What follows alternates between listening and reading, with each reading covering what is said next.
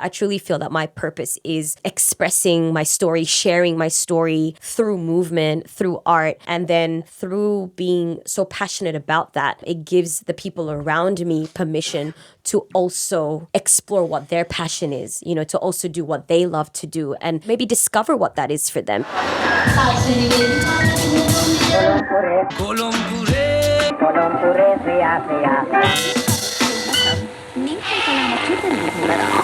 We would like to acknowledge that we are on stolen Yagara and Turrbal lands, and as settlers of colour, we reflect upon the damaging legacy of colonisation. Always was, always will be. My name is Nadiah NfuZion, and I've dedicated over 15 years of my life to the entertainment industry, specifically being a movement artist, a dance instructor, a choreographer, and more recently getting into the events curation field and producing more events for the community, and a budding DJ. Yeah, right. When do you remember when the kind of like, was there such thing as a first spark for dance for you? Like I guess many of us will have some involvement with dance as kids, and perhaps all of us do, but in some way. But yeah, was there a time where it's like, no, this is my thing? Ooh, okay. So there's 2 chapters of that moment. Yeah. The this is my thing moment happened, I'd say just before I went into my teen years. But the very first time that I took a dance lesson or got into dance or discovered dance, started exploring that, was actually when mum, we were living in Melbourne, mum put me into ballet school. I was like, oh, maybe you'd like to do this. Yeah. And I did not enjoy ballet at all. My mom reminds me to this day, like how I would stay in the corner and sulk and be like, I don't want to dance. I don't want to. And the whole class would always be jetting around the room, and I'll just be sitting there in the corner sulking. Anyway, fast forward, moved to Malaysia. And then my dad suggested, or even my mum really for that matter, actually suggested that I explore traditional Malay folk dance as well as Balinese dance. Right. I guess to stay connected with the roots and the tradition and culture and stuff like that. But to answer your question really specifically as to when I felt like this is my thing is really when I started to express myself in the safety of my bedroom. Yeah. As a way of releasing a lot of the daily frustrations, if I say it very loosely, that I was dealing with as a child growing up in Malaysia, as a mixed child to be exact. Right. Yeah, so it was probably that time that I really, really connected with dance on a much deeper level where I found solace, peace, and this overwhelming sense of joy. Like I kind of created my own little world of like, what a utopia would feel like and how I would feel like in this utopia world through just movement. Okay. Yeah. Yeah, right. So it's like this fantasy land. Yeah. Okay. And what outside of your bedroom were you supported by a dance community or going to dance classes, or like how in solitude was that? Very.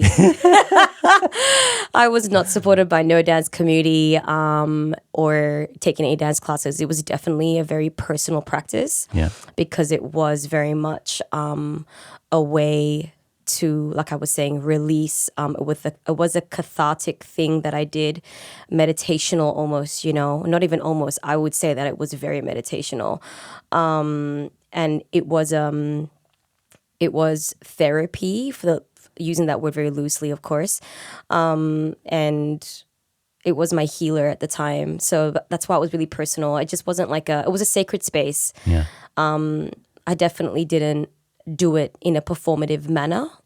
It wasn't for people to see. It was really for me to kind of like close the doors, be in this safe space, put the music on really loud that I can't hear any of the other noise that was in my head and even just outside my physical surroundings, get lost in the music for hours, and then come out of this being like, oh, God, I feel lighter now and I can take on the world again. You know, what that meant as a young person, of course, or as little Nadiah. Yeah. Right. And so like the ballet and like the structured group classes wasn't working for you. What was it about that sort of bedroom space, and what was different about that? So the bedroom space was at a different chapter of my life where ballet was no longer present. Like Okay. that was something that we tried for I don't even know how long. I think it was a very short-lived period. Yeah.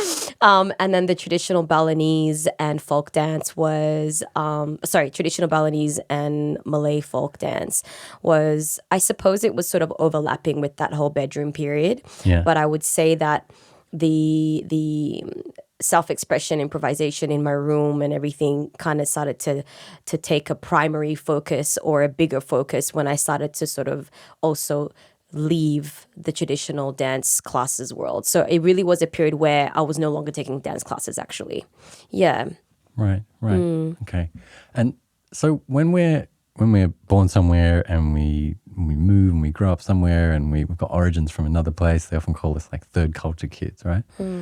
What did that feel like to you as a kid growing up in Malaysia? He's asking a loaded question. Look, I'm South African Malaysian, right? And so I grew up in a South African Malaysian household.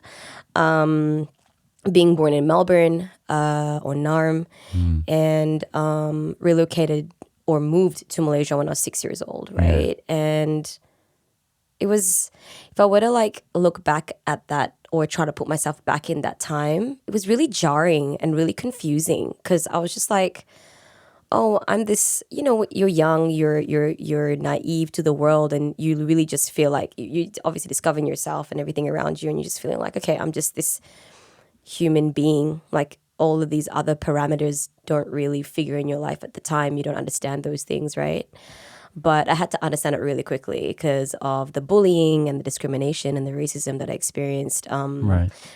from a very young age. And I started to understand really quickly that I was different, and I looked different, I spoke different, my household looked different, my accent was different, obviously didn't speak the main language or one of the main languages in Malaysia, and that's Bahasa. But as we all need to survive, and then of course being young and being able to pick things up really quickly with your brain being a sponge, I picked up Bahasa really quick. Right. Especially being in a public system school too, where Yeah. the language spoken there was Bahasa. So Yeah. it was kind of like, well, I can't really be going around trying to make friends speaking English when they don't really speak English. Right. So had to Survival really, instinct stuff? yeah. And do you think that, like, so people knew you as the other, but did they know you? No, definitely it was the other. There was two experiences. There was the one experience where it was like, oh, I don't really want to be friends with her because she's like the weird one, the different one. And then it would switch up to like, oh, she's the different one. So because she's the different one, she's cool. Oh. Let's go hang out with her. It would go in waves like that? Yeah. And it was very much sort of, oh, I found some friends. Oh, no, they're not my friends. Oh, I found some, oh, no, they're not friends. So that was, the constant experience that remained, how would I say? No, it was the ongoing experience that sort of like overshadowed my mainly primary school life. Yeah. Right. And what was it that brought your family and your life to Malaysia from now? My dad being Malay, first of all, and being Malaysian. And being an artist. So he's a fine artist, and my parents met in Melbourne. He was studying at the Victorian College of the Arts and trying to establish himself as an artist, and had a dream to have a gallery and established a gallery in Melbourne. But at the time, from the stories that my parents told me during that time, galleries and fine art wasn't something that was I suppose truly valued where it was financially sustainable, right? So he felt like after a period of time of, I guess, struggling and trying to build that in Melbourne, he was like, hey, I would like to go back to Malaysia and actually do it in my own home country, my homelands, and see how that would work. And it really worked out well for him. Oh, right. Yeah. Okay. Right. So you not only had a creative career modeled by a parent, but you had both the experience of that not working out so well in one place and then finding some success in that. Yep. Yep. Yeah. Right. Do you think that sort of helped plant a seed in you that maybe that's something you can do?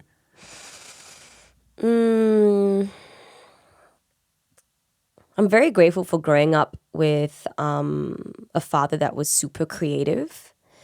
And I would say that it was 2 years ago that I had a really great healing moment of actually forgiving my dad, because we don't really have much of a relationship, but I got to a point, and that's a whole other story that we'll maybe or maybe not unpack. But anyway, Yeah.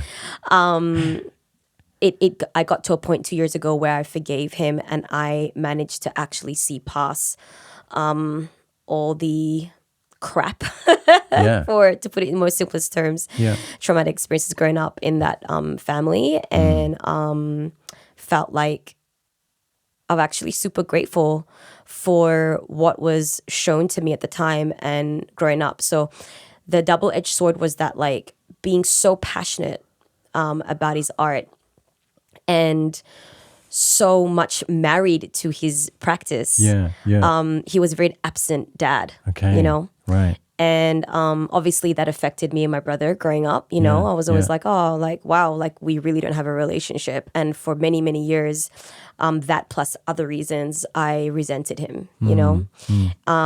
But now that I'm a fully established full-time artist, and just seeing the way I operate in my life, I go, wow, I am in some ways like pretty much repeating what I saw in my childhood, being so passionate Right. and so right. hardworking and so dedicated and so determined. Okay. So these are positive things that came out of something for many, many years I saw as a negative. Okay. Meaning like the fact that he Yeah, wasn't right. present. Right. But now that I'm older, I'm able to go like, wait, like, okay, he wasn't able to be the, number one star dad in this way. Yeah. But there's definitely things that I learned from that as an example. And that is like probably the reason why I'm still in this industry, even though it's so cutthroat and so unforgiving Right. most of the time. Yeah. Right. Yeah. Right.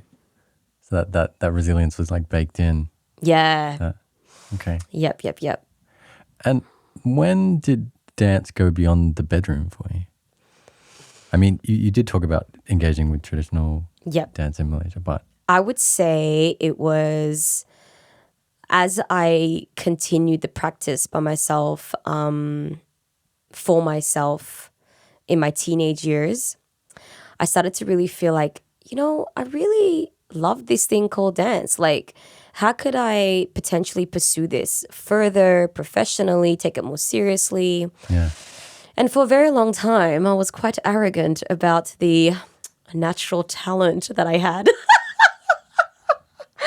Yo, no, for real. Looking back at that time, I remember being like, like so naive. I was thinking, oh, I'm just going to like dance on the street somewhere. And this film crew, recruiter or casting person, whatever, would see this talent and go like, hey, we're going to cast you and you're going to be this one big famous dancer. So for a long time, I had this dream, like that's what I Yeah. thought how it was going to happen for Right. me, Right. And I think like a lot of us get sold on that and like kind of have those dreams. Yeah. When we're younger, especially, right? Yeah. So for a very long time, I kind of held on to that really I want to say unrealistic. I mean, I feel like it does happen. It does Yeah. happen to some people, but I feel like in a grander scheme of things, I don't think it happens to like, if there was 10 people trying to do that, I feel like it would happen to like one person out of those 10 people. Yeah. Do you know what I mean? Yeah. Yeah. Definitely. So it was when I graduated high school that I flipped the switch and I said, okay, it's 6 months before I go to uni or go to college,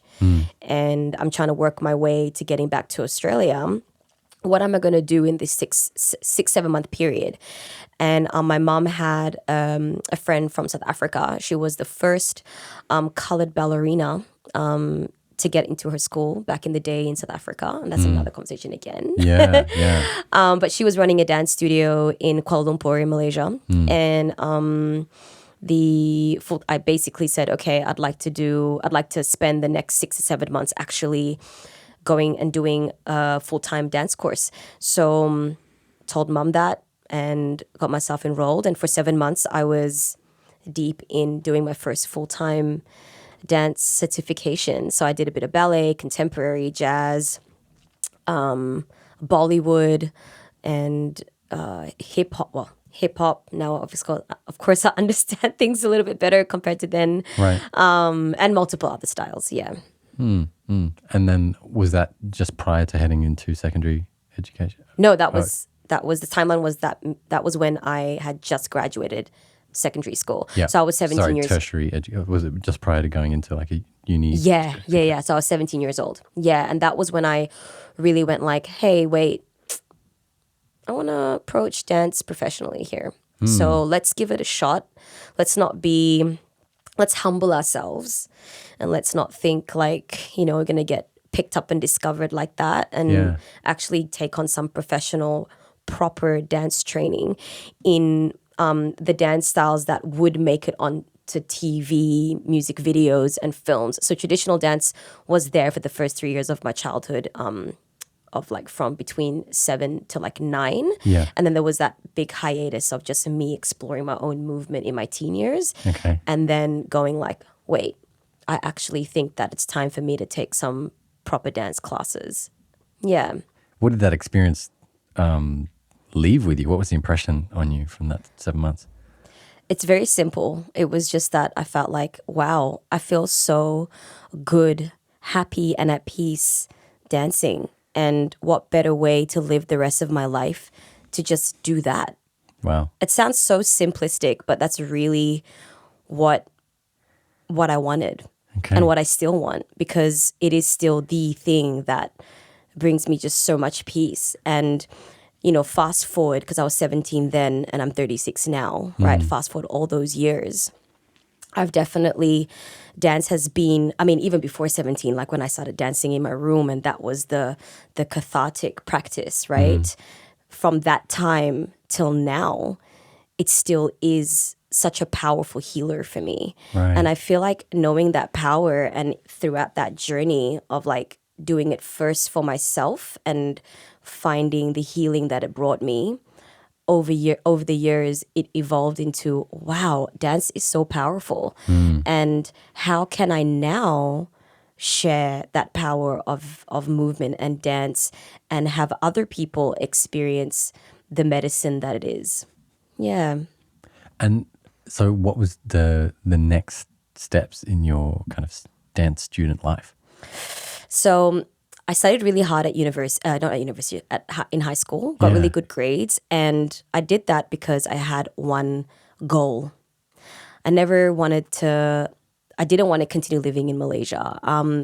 Like I mentioned earlier, childhood was really hard and it never got easier. And I realized that nothing's going to change. Like, as in, I'm never going to really fully belong or feel like I fully belong, no matter how many traditional clothes I wear, how many Eid Mubaraks or Hari Rayas we celebrate, how much I speak the language, how much I eat the local food. Then again, there was also that where I kind of really wanted to run away from everything that remotely made me feel like I needed to be Malay, because I was like, why should I try to be that when I am that by blood, but y'all don't see me that way. You don't see me that way. You don't accept me that way. So why should I even try? And then I started kind of, I suppose, having this self-hate thing, where I was like, oh, I just want to be everything that I see on TV. And everything that I saw on TV was like I think like a lot of Southeast Asian countries and even African, we were taught to hate ourselves, like as in, the color of our skin, no matter what shade, And so what was praised in Malaysia too was Caucasians, and it's like everyone aspired to, especially when it came to women, generally speaking, aspired to, like, if you married or was in a relationship with quote unquote a white man, you're like up top there. It's like your status is suddenly like that's up a the life top. upgrade. Yeah, it's a life upgrade, So yeah, I kind of got a bit lost in that, wanting to say basically, if bring it back to what we were saying just now. I struggled growing up, And for a very long time, I kept on asking my parents to go back to Australia because my fondest memories, even though they were naive and they were very simple because I only spent 6 years growing up in Melbourne, Yeah. they were the memories that were good. And they were the memories that kept me going and made me go like, okay, there is a better life out there for me if I were to go back to Australia, you know? And so I studied really hard at school because obviously my parents, specifically speaking, my dad didn't want to send me to boarding school because I was 15 years old. I remember being like a mess and being like, just send me back to Australia. I don't want to be here anymore. Like, you know, I'm just miserable. And Wow. life was just, like it was lifing. As we say these days, life was lifing, to put it in the most like lighthearted way. And anyway, I was like, all right, cool. Like you don't want to take me, allow me to go to boarding school in Australia because you think I'm too young and all the other reasons behind it. So I decided to study really hard. I got really good grades and I applied to the University of Queensland and was given a scholarship to study a Bachelor of Science in Marine Biology and Ecology. Right, right. And that was basically my ticket out. I went to my dad and I was like, hey, look, studied really hard. I got a scholarship. All I need now is a flight to leave. So get my ticket and I'm gonna go now, you know? And so going back to the question about dance now, that's where I was like, all right, I've got the master plan. I'm gonna go to university. I'm gonna do this full-time degree in marine biology and ecology. And at the same time, the other part of my life is going to be dedicated to doing like a full-time dance course. And of course, at that age, not recognizing there's only 24 hours in a day, I was like, wait, full-time university and full-time dance? In what world does that even happen? Yeah. So I quickly realized that is not. You started the two? Started the two, what do you mean? Did you start doing those both full time? Well, that's what I wanted, but Okay. I realized that wasn't possible. Okay. Right. So, and the reason why I decided to study at university and study what I decided to study was because I've always been interested in nature and the environment. But also, actually, the deeper reason too, alongside that, is the fact that my very first teacher, the one that I was being trained under for that 7 months prior to moving to Australia, she was actually quite unfortunately a mentally and emotionally abusive teacher, you know. She basically said that I would never make it as a dancer. I'm too old. I've only started dance at 17 years old, so how is that even going to happen? You can't pick up choreography fast enough. You know, so during training classes and everything, it'd always be like this attack. Like I remember we would do classes, exercises across the room, and lo and behold, I definitely had those moments of trying to leap and doing a jeté across the room, right arm, right leg, left arm, left leg. I didn't have the coordination for some reason in classes, but put on a song and I would have all the coordination in the world and just dance to the beat and express. And, All right. you know, so in a structured class environment, I really struggled in those 7 months that I was training, because I suppose I was now being told what to do, whereas I've always been letting the music tell me what to do, right? And now it's like I'm listening to the music. The music is telling me to do this thing, but the teacher's telling me to do this other thing that felt super unnatural to me and super structured and rigid. Right. Yeah. So for a very long time, I was kind of like fighting against that, you know, and that's why, you know, she said what she said. And I think that trauma I carried through with me, and also it really, really knocked my confidence and my self-esteem in feeling like I could actually pursue dance full time. So going to university was really that sort of like fallback plan of like, okay, let me do my degree and at the same time study dance so that, you know, maybe if the dance takes off, I've kind of proved her wrong, you know, and it's actually works out for me. But if it doesn't work out for me, at least I have that fallback plan and that safety net of like having a piece of paper and a degree in something that I actually enjoy doing. Yeah. So coming back to the original question now about like, did I actually manage to successfully do the full-time dance or part-time dance and part-time study, or to be quite exact, full-time study and part-time dance? because that's actually what I was looking at. Right. And that just like time-wise was just not physically possible because full-time study would start at 9 o'clock in the morning sometimes and finish at Yeah. like 6, 7, Yeah. and then classes. So what I did then find was discovering Mad Dance House. Right.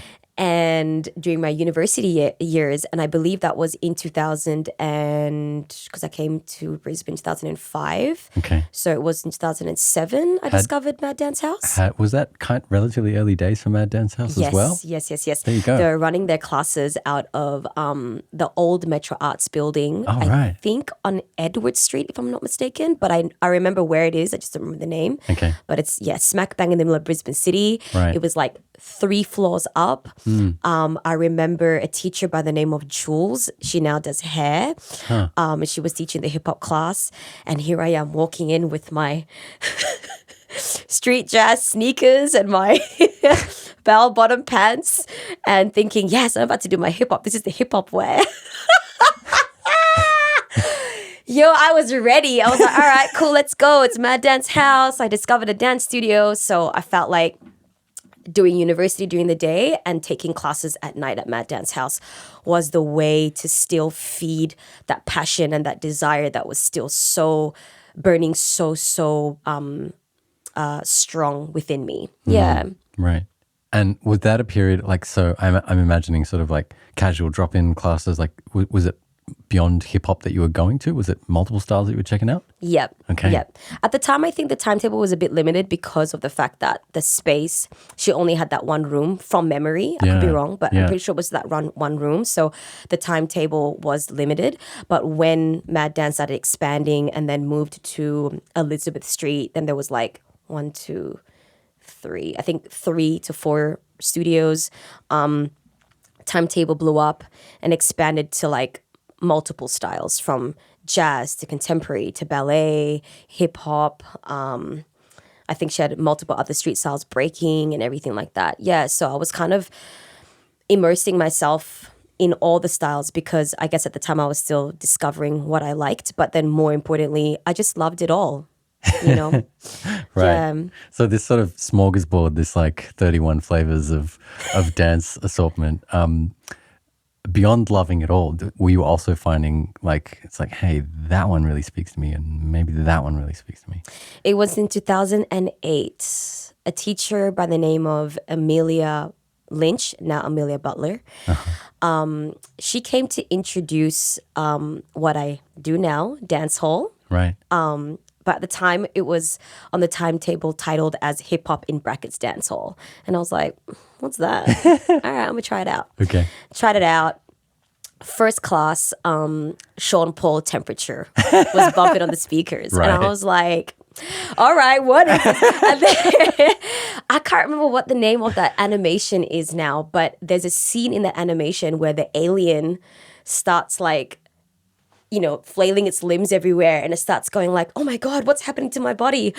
I can't control this. And then he starts dancing and busting out into a dance. That's in the video clip, is it? No. This is an animation that I'm relating to how I felt inside me. Right. Okay. When I heard this song, Yeah. I was like, whoa, like I felt these cells come alive like it never had before. My spirit just light up. And I was just like, whoa, like I am really called to just dance to this music. I don't understand what the hell he was saying in that song at the time.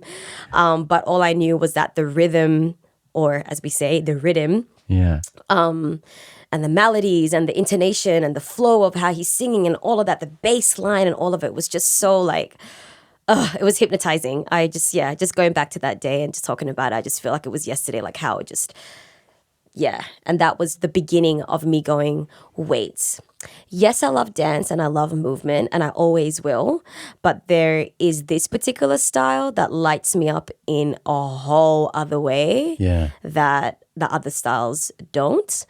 And there was also this undertone of an energy that came from dancehall that I really felt like I connected with, that felt really familiar in, I say these days, or in the last however many years that I've been on this journey, that it felt kind of familiar, ancestral. And And it also felt that it came from, while it made us dance and move and feel this sense of like joy and expression in moving our bodies to this music, there was also this sort of like undertone of like, yo, we're really trying to express ourselves to let go of the shit we deal with everyday life. You know what I mean? And I think it was that really spoke to my deepest, darkest secrets and demons that I could never really fully express. Like while I was dancing all the time to express myself,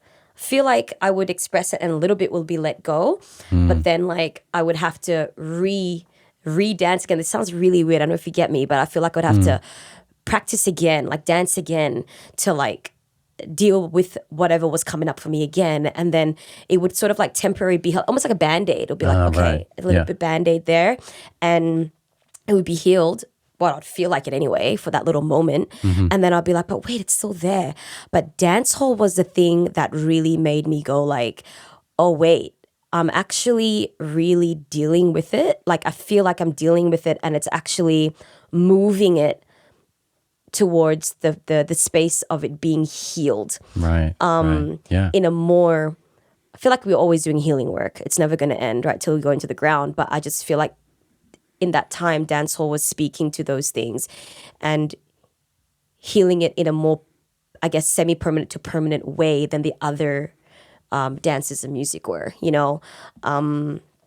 And yeah, like I felt like my struggles and pain finally had a voice that spoke to it. Yeah. I know that might sound a bit negative because like dancehall also has its good sides, you know what I mean? As in like dancehall has both its good and its bad celebratory music and, Right. you know, but let's be real, dancehall also comes from the struggle of the people. Yeah. You know what I mean? And I think it's that energy that transcends in the music that I felt like connected with myself as well. Which then forced myself to dig deeper and to understand like, why am I connecting with this music that I don't even understand lyrically right now? Right. You know? Right. Yeah. Right. No, that makes a lot of sense. It feels like those little Band-Aid solutions that you were feeling from other kinds of music were just sort of surface level, and dancehall was just like going right down to the root, and just you were able to like resonate and vibrate on that same level. It was just so raw. That's the word I've been looking for in Right. this little babble moment that I had. It was so raw and just so authentic, because Right. obviously raw is authentic, right? Yeah. So that's why I was like, damn, like, wow, I'm really feeling this. There's no kind of, yes, it was produced and all this stuff, but like I just keep saying, going back to the energy, it's really the energy that just felt raw, real, and authentic. Yeah. Right. Right. And with that authentic feeling, was it quite in contrast to the previous feeling you had with the kind of negative teacher, where the music was telling you to do one thing and then you were being instructed to do something else? Did you find like more of a balance there with dancehall? Were you able to like bring out what you were feeling through it, and was that accepted in the movement? 100%. Okay. Yeah, 100%. Because while dancehall dance has its vocabulary and steps and technique, Yeah.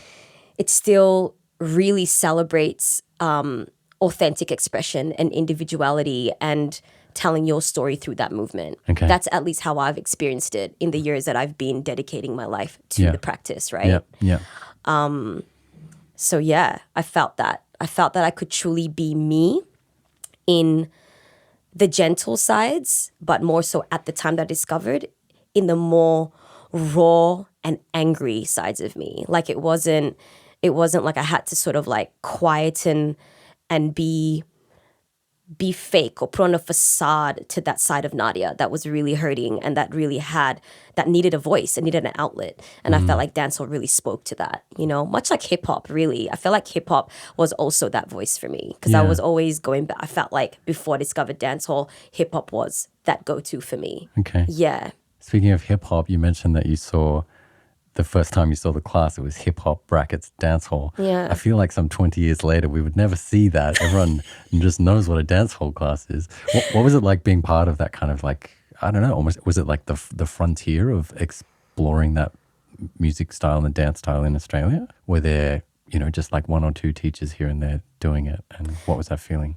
I'm going to speak on Brisbane specifically. Yeah. From my knowledge, 2008, when Amelia came to introduce that style, that is exactly when it was happening for Brisbane. Was 2008 was when that style really started to kind of be like, be introduced, into Brisbane. You know, it was the beginning and early stages of dancehall dance being introduced into the scene, being introduced into the dance studios. So for that reason, studios couldn't really call the dance class dance hall straight off the bat because people didn't know what it was, and they had to call it hip hop. And then eventually, with time and education and evolution, now it's can be called dance hall. Yeah, but dancehall has existed in Australia. Dancehall dance has existed in Australia for much longer than that, and other cities like Sydney and Melbourne, even Perth for that matter, have actually had dancehall dance received, or had, how can I say this? Sorry, dancehall dance was introduced to these cities way before Brisbane. Okay. Yeah. Right. Yeah. Right. So we're in like 2008, 2010 sort of time. You're studying full time and immersing yourself in, I presume, as much dance as possible in the evenings. You find a really solid hook and taste into this dancehall movement and culture. How do you deepen your practice there? Okay. So the timeline specifically when I was studying at university and taking classes at night was between 2005 and 2009. 2008 when I discovered dancehall. Yeah. And it was also around, I'd say 6, I could be wrong, but 6-ish months into, really looking forward to every week taking class with Amelia. Yeah. When Nick Toth and the Make It Clap crew decided to have the second edition of Australian Dancehall Queen, and they had a national tour. So they had the 2007 one, and sorry, not second, third, and 2006 one, I believe. But 2008 was when they had one in Brisbane as well. Right. And that's when Amelia was like, I think you should enter the Brisbane Dancehall Queen competition. And I was like, what, really? Like, I've only been dancing this style for like 6 months. What do I know, But she had my back since day one, and so many other people in that studio too. They were like, yeah, I think you got it. Like, let's go, And so I was like, with my very minimal knowledge at the time, Amelia and myself entered. So it was really great. My teacher entered too. Wow. We entered together and was crowned Brisbane Dancehall Queen. And that then gave me the opportunity to compete in the national finals in Sydney, I'd say about 3 to 4 months after that, for the Australian Dancehall Queen title, which I took out. Wow. And it was really because of that competition, in answering your question, that I went very deep as deep as I possibly can with the very minimal knowledge and access to knowledge that we could get. Because of course, Amelia had her role in educating as much as she could with what she knew, but it was also on me as the student, if I really wanted to know more beyond the once a week dance classes, to also do my own homework, right? So it was really after winning the Brisbane Dancehall Queen competition, because to be entirely honest, I was like, what am I getting myself into? I'm just trusting my teacher. She said I could do it. All right, let me just go. It's a competition. I'm competitive. I'm gonna enter myself, But it was really through winning that title, and to be honest, feeling getting a lot of backlash for winning. Actually, there was a few loud cats in the scene that felt like I didn't deserve the title, and there was a forum that was like all about it, and they were like, yeah, what is she doing representing Brisbane? Anyway, that kind of like really made me go, all right, fine, okay, let me earn my stripes, let me do my homework even more, and let me prepare so that I can do Brisbane and Queensland proud. So with the guidance of Nick Toth and DJ K-Note and all of them, I started to really research music videos, dance videos, read articles, and just ask as many questions as I can. At that time, mind you, YouTube was like very new at the time. Yeah. So even the most that I could get information wise was dancehall music videos. Right. That was it. And those were also very minimal. That was on YouTube, because obviously they would be probably showing those music videos on the screens in Jamaica, but not really fully uploading all of them to YouTube, because YouTube is still very new at the time. Right. So music videos was primary, and then a few dance videos came up. Like there was footage of International Dancehall Queen, that was always being held in Montego Bay in Jamaica. And then LaTonya Style, one of the key female dancehall dancers, she started releasing videos as well. And so she was someone that I was watching. But basically, I was doing as much as I possibly could with as much as the information that I could find that I had access to at the time, which I can't stress enough was extremely limited compared to today, where it's like, open your Instagram, TikTok, YouTube, and you're like, all the information is there. Google it, you'll find it, you know? Yeah. And so was that kind of the lack of information available then, was that something that inspired you to go further and seek more and actually like go out there and travel and find some of these? 100%. Yeah. 100%. I never really thought about it until this moment that you asked me, actually, if it was like due to lack of information that made me go and travel. But I would say that definitely plays a role in it. I wouldn't say be the only reason why I traveled. I think that maybe the traveling thing has been in me since I was a kid, since I left, Melbourne, moved to Malaysia, and then, coming back to Australia. So I feel like, and then mum, I feel like maybe it also comes down to, the fact that mum left South Africa at a young age too, and seeing that. And then my dad left Malaysia to go to Australia, left KL to come to Melbourne for a bit to study. So I think like knowing that as well, knowing that my parents were, I guess, travelers and going outside beyond their homelands to discover something or in search of better, I guess, opportunities, right? Made me go, okay, wait, hold on.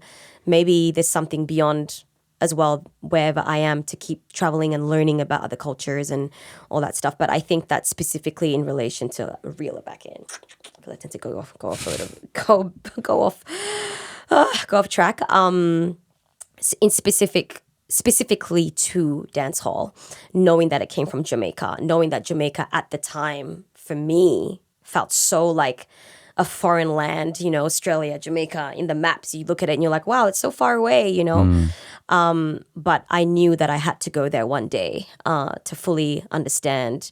And I don't even want to say fully, that's wrong. That's not the right word, because you never fully understand being a guest of the culture and not growing up there, you know what I mean? But to deepen the understanding. And I suppose experience the things that I've read and seen and read in articles and books and seen in videos in real life. Right. Yeah. Okay. And what were those next phases of your sort of learning and immersion journey? I feel like you had and perhaps still have just like this insatiable appetite to learn and find these details and find the source in a way.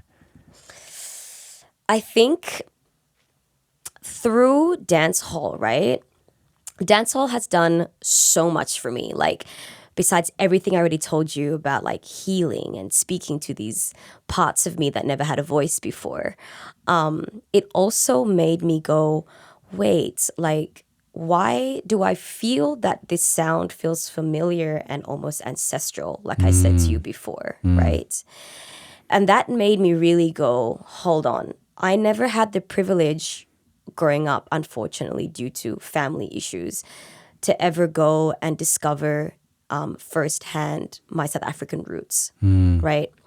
But it was really through dancehall that I did this really weird roundabout way to go and dig up my personal cultural roots, traditions. Yeah, through dancehall, found this way of backtracking to kind of go and dig up or learn more about my own cultural heritage from the South African side of things. And I think that was the very organic route that led me to always seek out this information, mainly being what I consider myself a child of the world, of course, mixed heritage.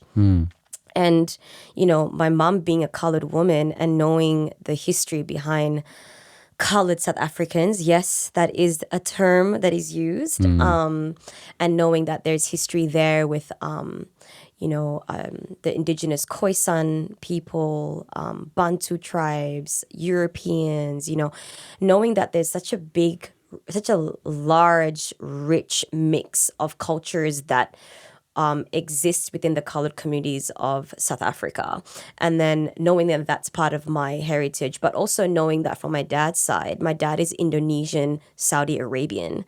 So I'm like, whoa, I have really rich bloodlines, cultures from everywhere, And so I think that just very organically knowing that, it's always made me go, hey, if I'm practicing something that is an extension, an expression of a certain group of people, in this case, dancehall being an expression of Jamaican people, I need to do the right thing and go and study that to the best of my ability, where possible, where I have the means and accessibility to do that, I will always do that, For example, I also do house, and I knowing that house was born in Chicago, New York as well, like Chicago and New York to be exact, sorry. And then always wanting to go. I haven't been to Chicago yet. Hopefully that's going to happen soon.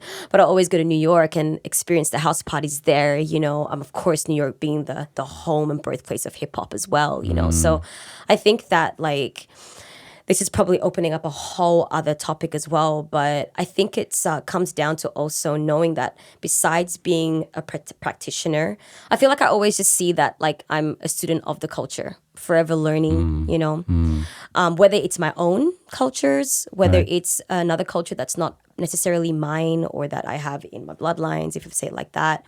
I just feel like life is constantly a learning process that till forever. That's a really bad English, but for forever, what I mean? Yeah. And feel like when I took on the role to being a teacher and an educator, I think the importance of constantly searching for this knowledge and learning became a primary focus, because if I'm taking on this massive responsibility to be a leader, a facilitator, a vessel of passing on this knowledge, a teacher, an educator, all these words, right? That's a huge responsibility. There's people there that you're sharing information with for the first time that might have never seen, heard of this music, this dance, this culture, whether it's dance or whatever culture it can be, whatever dance style it is, Yeah. And it's important that we share to the best of our ability, and we're never going to be perfect in sharing that information either. Sometimes there's going to be moments where you're going to think back at a time where you didn't have enough knowledge because maybe you didn't have access to it. And I can honestly say from my personal experience, there were times where I felt that way. I was like, oh, damn it, that class back then, I said it was done like this, or I said it was this. But actually now that I've learned even more, I realize I could have articulated it that much better, or I could have been more clear with it, or maybe not. You know what I mean, right? So it's always a learning thing. But I suppose it's always being clear with your intentions as to why you're practicing the dance and why you decide to want to be somebody who shares and shares the dance. Yeah. So we talked about the pursuit of dancehall styles, and you mentioned house briefly. Did your pursuit of one of the aspects of your own heritage, South Africa, did that was that pursuit in line with connecting with Pansula and Amapiano as well? 100%. Okay. Right. Bit of a boogie there. I've always had an affinity or fascination for styles that have footwork as well. And through house dance and house music, let's say house dance being a predominantly what most people from the outside look at and see as a footwork style. Yeah. That led me to unveil. Wow. Okay. Unveil, dig up, discover Pansula. And it was through the parties in Melbourne that made me really discover the Mzansi house sound, or the South African house sound, or what a lot of people outside of South Africa called Afro house sound. Right. And so I love that framing there. Yeah, so good. So for the lack of for the sake of this podcast, if I'm going to refer to Zanzi house music, I'm going to be calling it house music from now on for everyone that needs to know that. So in 2012 I moved to Melbourne. Right. Okay. So sorry, I'm all over the place with all the information and timelines. But 2012 I decided to pack up my life and move to Melbourne, and it was in 2012 when I discovered house dance through Niche. And he was teaching house dance. There was also a couple of events around house music. Specifically, shout out DJ Chris and G, who did a lot of, and still does a lot of house events like Afro Can and The Good Life. And there was a lot of, it wasn't only strictly house music, but it was also soul, like soul singers, and there was a bit of UKG mixed in there as well, which was really vibes. Yeah. But it was really through my time in Melbourne in 2012 that made me go now on a more on a secondary discovery of new dance style for me and new kind of music for myself, and through that, because I always had an affinity for footwork and an interest for that, I started digging things up more. And through discovering Mzansi house music, South African house music outside of South Africa, we call it house music, just Afro house, sorry. I started to discover Pansula, and Pansula is a dance style and a culture, much like dancehall, that was born out of the townships. And of course, there's so much more to say about that, but it is, once again, an expression of the people. And it is very footwork heavy as well. And so I felt that there was a relationship there. And in the last couple of years, through reading a couple of books on the history of dance and culture, specifically within the coloured South African community, I discovered that there is another dance style that I could be wrong. I need to still do more my research on this, but I feel like it could be connected somehow. There's a style called reels, R-I-E-L-S. Once again, I could be wrong in pronouncing it. Yeah. But it's so footwork heavy, and it's a very, very, very, very small community. And so it's just a constant learning process of researching and discovering the dances that come from my homelands, whether it's South Africa or Malaysia. Yeah. One of the biggest movements in dance styles that we might have seen in the last year is both in music and dance style has been Amapiano coming to the fore. What has been your involvement like that, and what's it like to see a culture from your homelands being so prominent around the world? Piano. Piano. Okay. Okay. I have a great story with that one. In 2019, just before a whole year and a bit before COVID hit, I went back to South Africa again, specifically Joburg, and I was spending time. I generally go back to Joburg to spend time with my crew via Vandal Pansulas, and at the time, that's when piano was starting to really take over South Africa specifically. So Right. Amapiano's been around for a while before then already. But it was around that time, but I went, that they started to tell me like, yo, Nadiah, like, you know, there's this new sound, you know, Amapiano's taken over South Africa, you know, all this kind of stuff. You got to get on it. House music, it's not a thing anymore. And I was like, how dare you? How dare you say house music is not a thing anymore? It would always be a thing, you know? So, because for me, even though I heard Amapiano as a different sound, I also recognized its house electronic relationship to the umbrella term of house music. It still fell into that, even though it was a slower BPM and tempo and everything.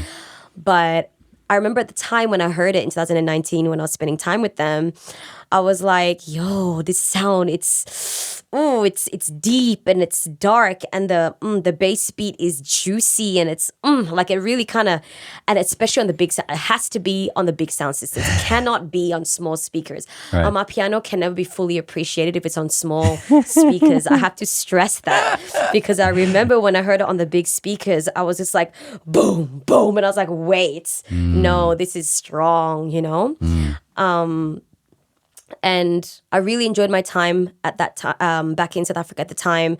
And that was when I really started to kind of like get into Amapiano, right? That was before COVID. Yeah. And that was before the rest of the world caught on to the hype, if I have to say it like that, Yeah. Yeah. of Amapiano.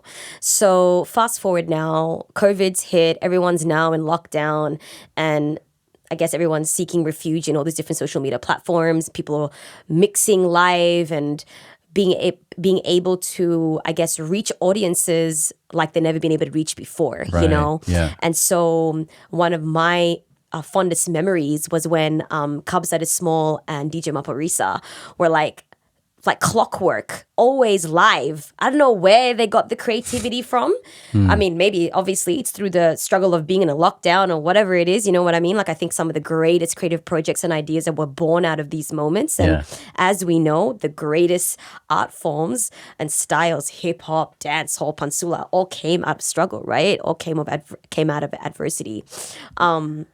So yeah, they were always there with their live mixing, you know, and I think it was DJs and producers like them that really, this is my opinion. Yeah. I could be wrong because it's how I experienced it, but I really feel like how Amapiano really kind of like started to touch people that it couldn't touch before. Because of course, when the world was open, people weren't really bothered to go online and go like, let me watch a mixing session, right? Yeah. But now everyone's locked inside. What can I do? And I think that's how they discovered more and more. And then of course, people dancing indoors and dance to the music. And so social media platform being that primary focus and outlet for literally the whole world during this period of time, I feel like really helped push Amapiano go beyond its borders, and now is what I feel like one of the sounds that it's taken over the world, you know, like it's wild, and I'm like so proud. I'm not even a Amapiano producer or DJ. I mean, well, you know, emerging DJ. Yeah. But you know what I mean? Like, it's really great to see that the sound has been able to break through, because in my opinion, once again, my personal experience here, because a lot of the music that comes out of South Africa is sung in so many different languages. We have 11 official languages, and they're generally sung in Zulu, Xhosa, and all the other languages. And I think that for that reason, it can't really connect to the wider audience outside. Right. It's very specific, right? Yeah. And even though Amapiano is sung in a lot of those languages, it's the beat.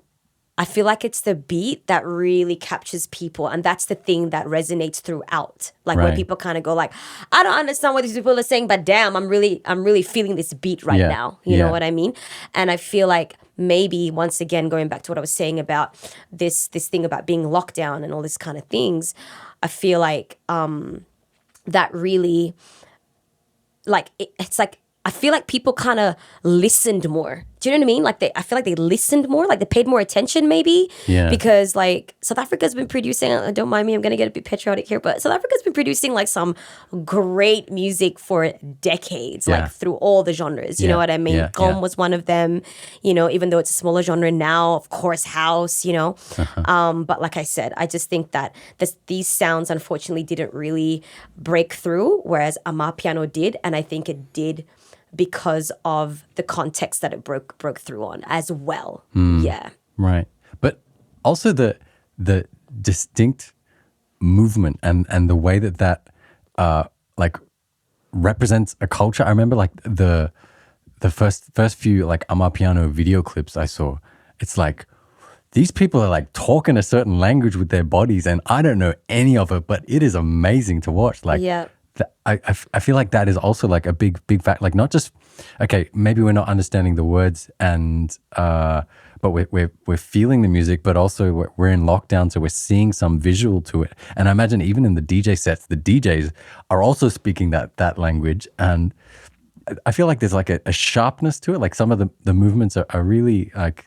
I don't have enough vocal like kind of vocabulary, dance vocabulary to describe it, but the movement is so distinct, and the people are all on the same page about it. That I found that element really striking, and I imagine that might be some part of what like kind of draws people to it.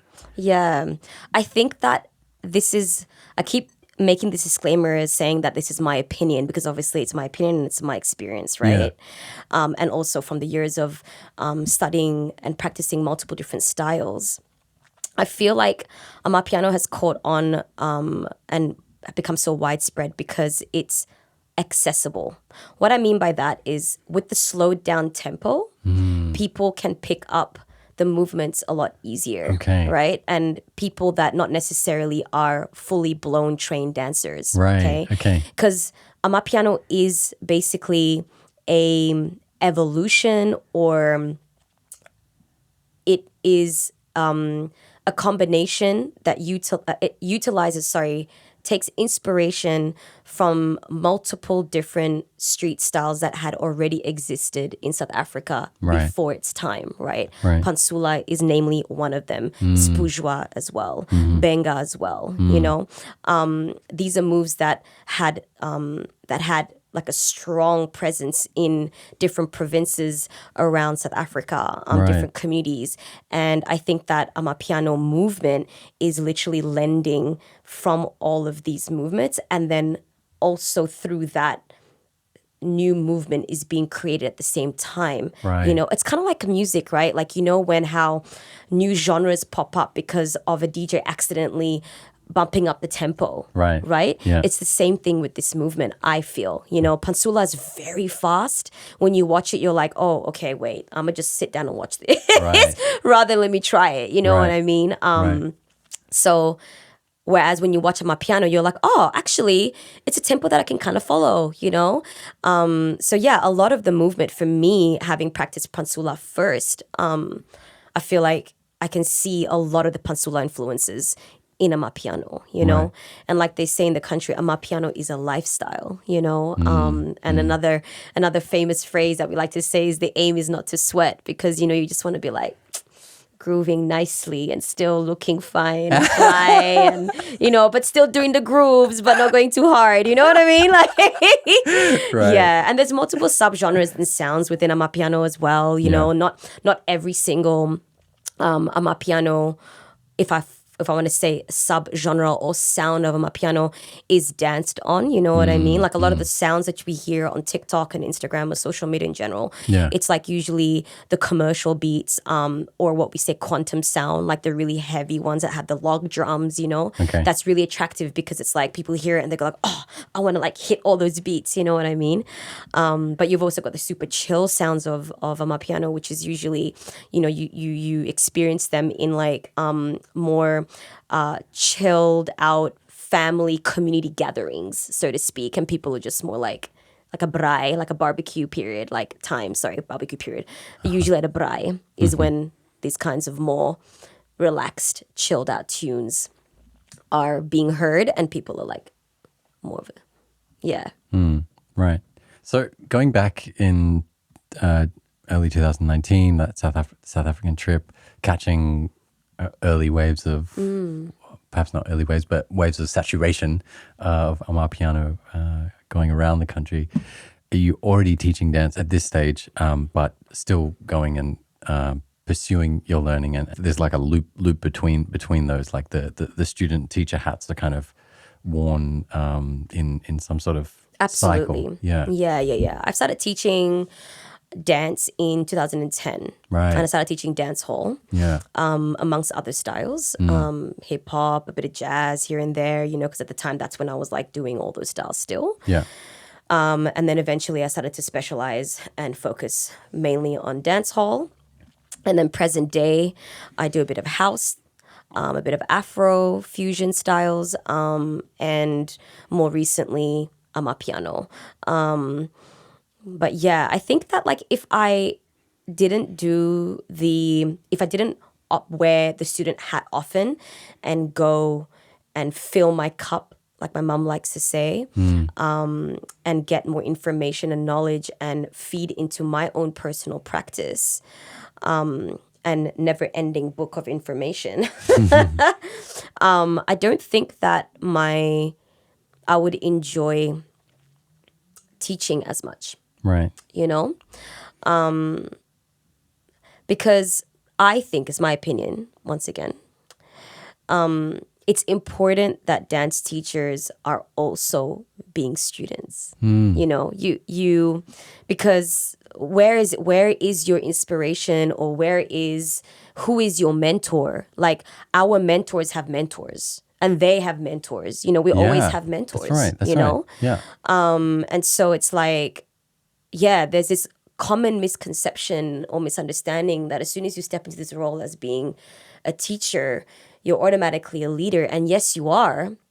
But it doesn't mean because you're a leader that you stop being a student. You know what I mean? In fact, I think like when I can be, let's just say, what I enjoy the most is when I'm being booked at festivals or events as a teacher. And the part that I probably look forward to the most, maybe even more than my own classes, is the fact that I get to just jump into the next person's class. Like, that's so great. Like, to be able to be like, thank you so much for everyone for coming to my class, my workshop. I hope you've learned something. And let me go and take someone else's class now. I really enjoy being a student. Yeah. Right. I feel like I noticed that when some of your Paradoxal crew were visiting, and there was that kind of environment where you were able to teach some classes and jump into others. You are someone who's not only a child of the world, person of the world, but it often just at times just feels like, where is Nadiah in the world? She is in some other country. Can you tell me about this Parisian chapter and that connection to? Yes. Shout out Paradoxal. Yes. So I moved to Paris in early 2017. Yeah. And it was on a one-way ticket. I literally sold all my belongings, including this old 1992 Toyota Corolla. And with 2 suitcases of everything that I ever owned and whatever money I could gather from selling all those belongings, I moved to Paris. And it was because it was inspired by the fact that in 2015, I did a 7-month dance pilgrimage. I called it dance pilgrimage because it was 7 months, and I went to all the hubs or the homelands of the dance styles that I specialize in or that I practice. Right. And that was a very important chapter in my life. And because what I needed from that was, besides, understanding it firsthand through being immersed in the culture and the settings and the community and exchanging and networking, it was also understanding my place in the wider community as a contributor, as a student, as a teacher, as a creator, you know what I mean? It was super important to understand my place and to also connect with those who came before me, who have laid this foundation that I can continue carrying forward in my own homelands and in my journey. So it was through that experience that I said, okay, wait, I think there are more opportunities overseas that I can, what's the word? There's more opportunities overseas for me to expand on my career, okay, as a dancer, as a movement artist, and across basically just being a creative overall. My number one place to move to actually still is New York City. I really wanted to move there, but if anyone knows what it's like to get an artist visa, to live and work as an artist in the US, it's super expensive. So I happened to be just like searching for visas in France. And that's how I discovered that there's actually an artist, or what they call a cultural artist visa in France. And I was like, wait, let me check this out. Let me read a little bit more about it. Lo and behold, it was such an affordable price, and at the time, a relatively easy process. So I said, okay. Came back to Australia at the end of 2015 in December. And 2016, I said, all right, here's the goal, Nadiah. We're not going to be here for more than 12 months. By the end of this year, you're going to be on a plane to somewhere. Where that somewhere is, we'll figure it out. But for now, let's just put our head down and work towards that goal. So it was around the middle of the year that I was like, right, I think it's going to be Paris. It's more realistic, on a financial level. Also, because in 2015, I connected with a lot of important leaders in the French dance community around dancehall, around house, around hip hop. And these people really kind of, I wouldn't say they saw something in me. They really believed in me. They felt like the way I danced, what I brought, the energy that came, the stories that came with my movement was something that they really connected with and wanted to push and have in their scene. So that was a really, really powerful and encouraging fuel for me to go, all right, 2016, let's go.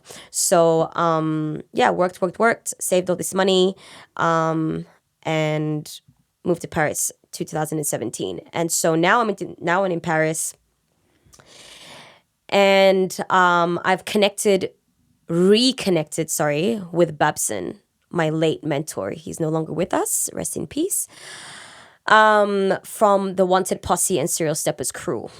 And when I met him in 2015, sorry, I lie. Yeah, 2014, 2015. Oh my God. Timeline. I believe it was 2015. Yes, at Big Up Camp. And then again, when I went back to Paris, because I kind of went back and forth around France and Europe and everything like that. So I first met him, went away on my thing, and then came back a couple of weeks and months later to come back to Paris. And that's when he was like, hey, what are you doing? Are you staying in Paris? What's your deal? Etc. I have a crew by the name of Paradoxal, a crew of girls who all specialize in house, but they also have their individual specialties like popping, locking, break, hip hop, dancehall, traditional African movement.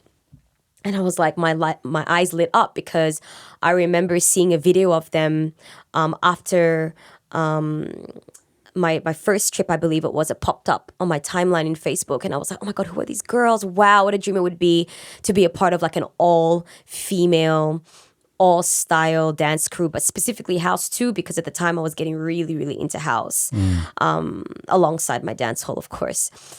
And anyway, fast forward, 2017, reconnected with Babson or Baba, and I was like, I'm in Paris now, and he's like, okay, great, why don't you come to some of our training sessions, meet the girls, let's see how the girls take to you, and see if you also feel like you fit in with the crew and all this kind of stuff. And so we went through all these processes. I sat in with some rehearsals as well, and then slowly but surely picked up and learned some of their bits and pieces of the shows that they were doing at the time, and that was Fighting Spirit. And I remember seeing one of their shows in a place called Main d'Oeuvre, and they performed fighting spirit. And it was that night that Baba said to me, hey, I'd like to officially welcome you as a member of Paradoxal. And that was also the official night that Valentina, another girl that was training with them before me, who came from Italy, was also initiated and invited into the crew. Yeah. And recently somewhat recently, there was the ladies' takeover back at Mad Dance House, a Yes. mixture of workshops and then a showcase performance where we were working together. I was helping shoot a video for the event where you had a small teaser performance of Amazing Queen's, teaser, by the way. amazing teaser of Queen's Blood, the show, right? With just 4 of the what would otherwise be how many? Oh, there's we have 16 official members. Okay, right. But we've performed Queen Blood with as little as 6 up to as many as 9 of us. Right. Yeah. So I got to have a little taste of that teaser, and through shooting the video as well, like I'm kind of getting shots of the performers and yourself backstage, and there's like massage guns and rolling pins and all this sort of thing. And then I'm sort of there with you at that moment where you're like stretching out backstage, about to get announced. And my nearest reference point for that is almost like these like elite athletes, like Olympics level athletes that are about to like hit the 100-meter sprint and they're about to go. And it's just this the phenomenal energy and kind of level of artistry involved in kind of maintaining that energy and that sort of frenetic pace of the footwork and the house moves, even though it was just 4 out of what would be up to 16 performers. What was it like for you to bring that little slice of Paris to Brizzy? It was so good. It really... I haven't had the opportunity to have a full circle moment yet because the full crew hasn't come out to Australia yet. Yeah. But it definitely was a taster of what it could be like having my girls out here. And I would like to just touch on the little moment that you mentioned, how you felt like it was like this feeling of like an Olympic, Yeah. like getting warmed up for that. Yeah. And that's because the show Queen Blood, even though we only did an extract of it, is an extremely physical show. Right. It goes for 1 hour and 10 minutes. The genius that Baba is, the show doesn't have wings when it's performed on stage. Is wings the right word? Yeah. So wings. What am I even thinking all the that? performers are there invisible the entire time. We are visible the entire time. Wow. Even though there's moments where we step off the stage, and generally the stage is white. Yeah. We step off the stage, but we're still in character. And the fact that most of the show is heavily house dance based. House dance is very fast paced, and it's very much of a cardio workout. We do have breather moments, but it is a very physical show. So that's probably why you got that impression, because after all the years of touring it, specifically the girls, because we launched the show in 2019 in March, and then we managed to kind of get momentum throughout 2019, but it was really in 2020 when COVID hit that things kind of slowed down a little bit, but then picked up immensely. But by that point, I was back in Australia. So even though the show has been touring for all those years. But anyway, bringing it back to Ladies Takeover Festival, I was very, very lucky for 2 of our official Paradoxal members to be in Australia, being booked for a whole other different festival, and then 2 other friends that I've known from the community as well in Paris come through being booked for the same show that those 2 girls were booked on. Audrey and Nadiah were booked on that, and then Moen and Tina as well, right?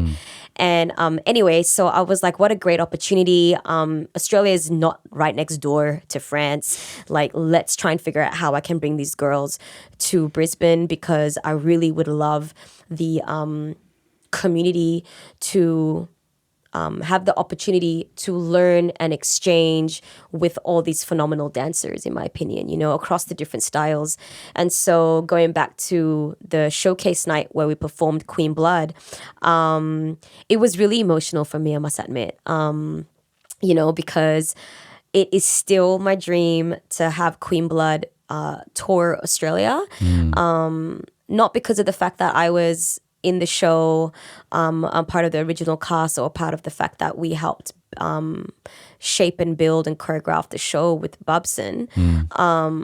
But because of everything that it stands for, you know, everything that we've been through as a crew, I feel like now Queen Blood has such an emotional, deep story and connection to us personally. But I think that we're able to convey that to the audience, and I feel like time and time again, whenever it's performed, the audience really do feel the depth of the show, you know, of us individually through our personal journeys, emotionally and energetically. But I also think that because it has brought us so much closer, and also because all of us have our individual specialities and styles that we practice, that too is such, from an artistic and creative perspective, so inspiring to see, you know, because it's like, wow, like, okay, there's all these women from multiple different cultural backgrounds, but also they have this one man that has kind of like been instrumental in mentoring, choreographing, creating this vision that is Queen Blood. And yes, they brought together by house dance, but here's also their individual styles, and here's also their individual stories, and here's their story together. There's just so many layers to it, you know what I mean? And then on top of that, of course, the fact that we're all females too, you know, and telling that story through the female lens and the different nuances of being a woman today, you know? And so I think that it really does speak to a lot of people, if not all people worldwide, you know? Yeah. You are someone who managed to sort of seemingly maintain a presence in like some half a dozen countries, and you wear many, many hats, many more than we could possibly explore in one sitting. But we haven't talked too much, apart from this paradoxal chat, about your performer hat. And there's one recent moment that I wanted to talk about in particular, which was there's been an emerging festival here, Promised Land, coming up in the last couple of years, and there was something of quite a profound full circle moment that happened to you connected with that festival. Can you tell us about that? Yes, I can. Coffee come in like a rupture, and everybody get captured. Yo, I am such a fan. I'm such a fan. Are we talking about my dancer hat or my rap hat? I don't know right now. I don't know. Yes. Oh my God. Coffee. I had the incredible opportunity to dance for Coffee, one of my favorite artists, and one of the artists that I have been wanting to actually dance for since I discovered her when she released her EP in 2000 she released her EP in 2018, but it was in 2019 when I really kind of got into her, early 2019. And I kept on manifesting that, and like I was like, yes, I'm gonna dance for Coffee one day, and started creating all these visuals to her music, trying to get the community behind me to tag her so she would discover me. Still back in those days, you know what I mean? Like, I still believe in that, you know, the social media game, you know. It didn't work out for me that time because obviously divine timing, but yeah, like was communicating with the Promised Land team to perform at Promised Land at the festival. Yeah. That didn't work out. Yeah. But sure enough, a week after that fell through, the choreographer for Coffee, Jazz, shout out Jazz, she got in touch with me via Instagram on my DMs, and was like, yo, like we're coming out to Australia to perform with a major reggae artist, doesn't mention who it is, would like for you to be on board and to also assist with the casting, and like the casting call specifically, and helping maybe arrange some like rehearsal space and this kind of thing. Yeah, right. And you're becoming the port of call. Yeah. Right. Yeah. And that was really great for me because I also just in 2018, it was late 2022 when I decided to really put my head down and launch my emerging events production arm, Nfuze Events. And so that was a really great time for Nfuze Events as well, to kind of like take on that opportunity of, working with Jazz and Coffee's management in assisting with rehearsal space and all of that stuff. And anyway, so she was like, yep, great, I want you to be on the team. And for the first 2 weeks of us conversing, as the entertainment world works, it's usually up until you sign the contract. Sometimes it's even when you're barely getting on the plane that things can like actually fall through. So because I'm so used to that, I was just like, yeah, I'm not really going to hold my breath. I'm not going to get too excited. Like, let's just see how this unfolds, 1 week passes, 2 week passes, 2 weeks pass. Oh my God. And eventually I muster up the courage to be like, by the way, who is this major reggae artist? You still haven't told me who it is. And what exactly are the dates? And she told me the dates. And I was like, wait, that is suspiciously lining up with Promised Land. So I was like, it can't be. Can it be? Oh my God. I was just like... Because out of that whole lineup of the festival, your dream would be... Coffee. Wow. Yeah. I mean, there were other artists too. Yeah. Coffee, at the time, I must admit, wasn't the artist that I was pitching for, purely because after watching her live shows in Germany, I got the impression and understanding that as she's a mainly reggae artist and does a couple of dancehall tracks, and I mean, she has a fair few now in a catalog of music, right? But generally her shows are more live music. Well, not live music. Her shows are more reggae based music. And so even though we can dance to that, I felt like I didn't see any dancers dance to her music, right? Right. But I didn't know that all these years later, that actually Jazz, being her current choreographer, that she has had dances prior to Promised Land. So it was I only discovered that through obviously connecting with Jazz and finding out about the previous shows they had done. Okay. So that's why Coffee for me at the time wasn't on my radar, but she was definitely on my radar to go see anyway. Yeah, right.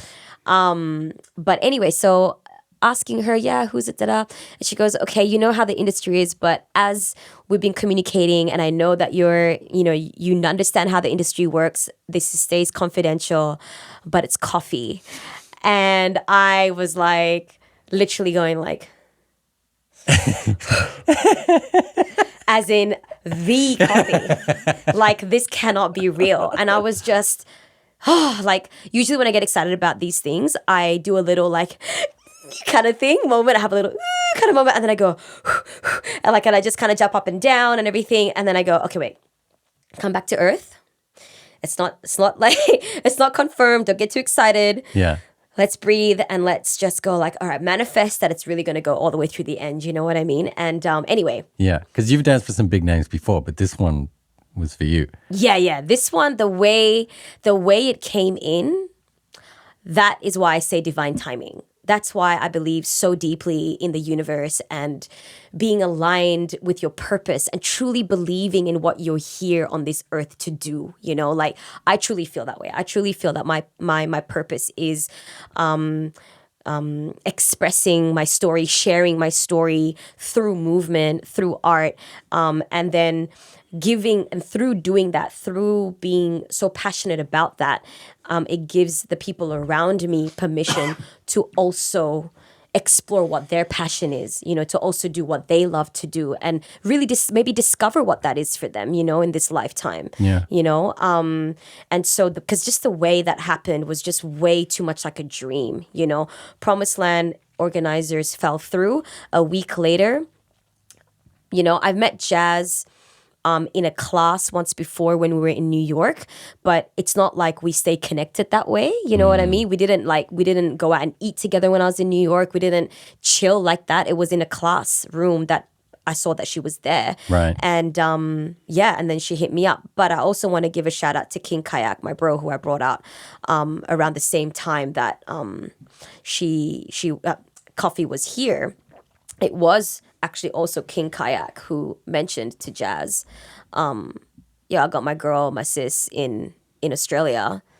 like you got to hit her up if you're going to look. If you're looking for dancers for coffee, it has to be Nadiah in Brisbane, like, you know.